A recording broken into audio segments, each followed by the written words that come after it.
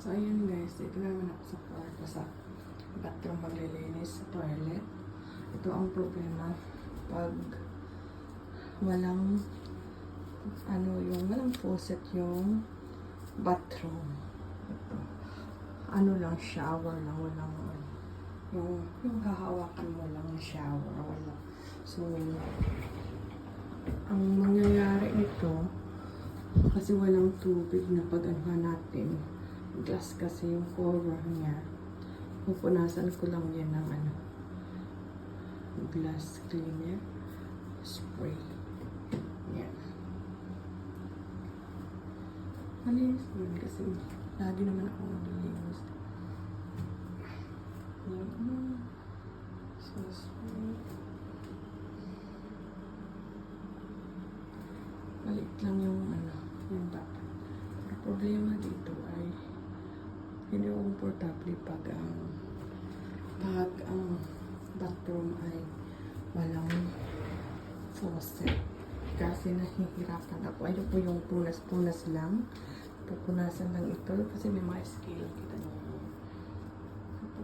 Tapos kailangan ito ay anuhan ng brush na siya or sponge, scrub.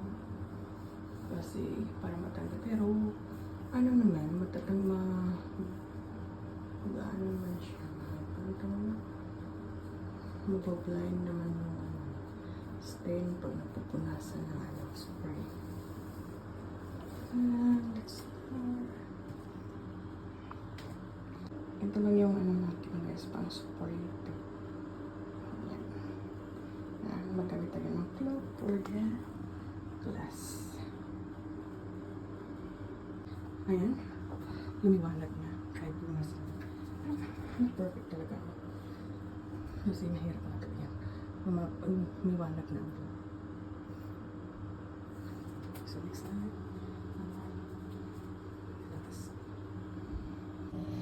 So, ayan guys, ngayon naman ay yung bowl naman ng lilinisan ko. So, ayan, brushin muna.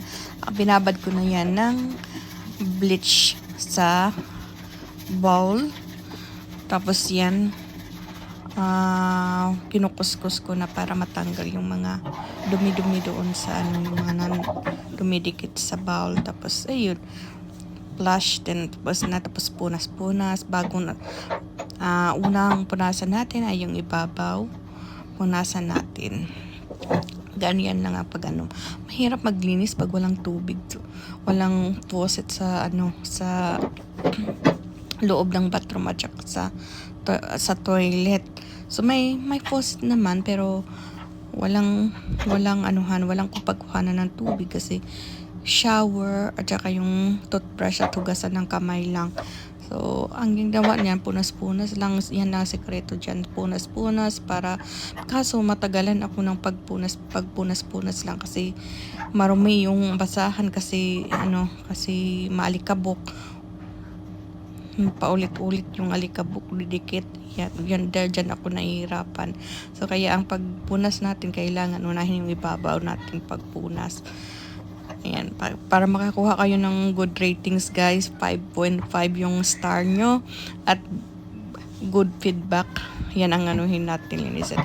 Ngayon, yun supposed to be yung pupunas natin dyan sa bowl ay cloth din.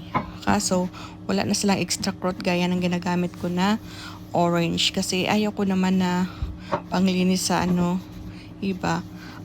Supposed to be sa pang bathroom lang talaga yan yung mga cloth na yan, pero hindi ako komportable na marumi sa bowl, isang isang cloth lang. So kaya ganyan ako maglinis, kaya wala akong ibang mahanap na ibang tela or pamunas. Ginamit ko ay tissue para sa bowl para hindi marumi, ayan, tapon lang natin, flush lang sa bowl. Kaya, dyan tayo naka-perfect. Makakuha tayo ng good ratings at good feedback. Extra, din yan, bonus din yan yung 5 ratings natin, ratings at star, at saka yung feedback ng ating client, guys. So, ayan. Pinupunasan ko lang maayos yan, yung ating yung bowl. Yan, punasan natin yung ilalim, yung baba ilalim ng ng bowl. Kasi minsan yung mga ihi, yung mga matanda na kasi sila nakatira dyan. So, ayun, kailangan punasan kasi maalikabok. At saka may ihi basta dyan na tanigas na dumikit yung dumikit yung alikabok. Kaya yan, punas pati sa likod ng bowl kailangan punasan natin para maganda yung maganda sa paningin nila, malinis. Kaya lagi ako nakakuha ng 5 ratings at magandang feedback dyan. Okay, thank you. So guys, finish opening. Finished ako. Diba? Nahihirapan talaga po wipe lang ang clean sa patong toilet. Linis na. Pwede ka naman salamin dyan.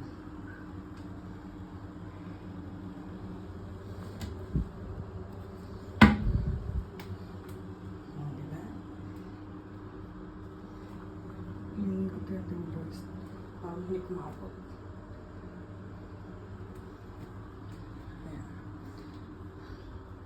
Yan lang po. Yan lang.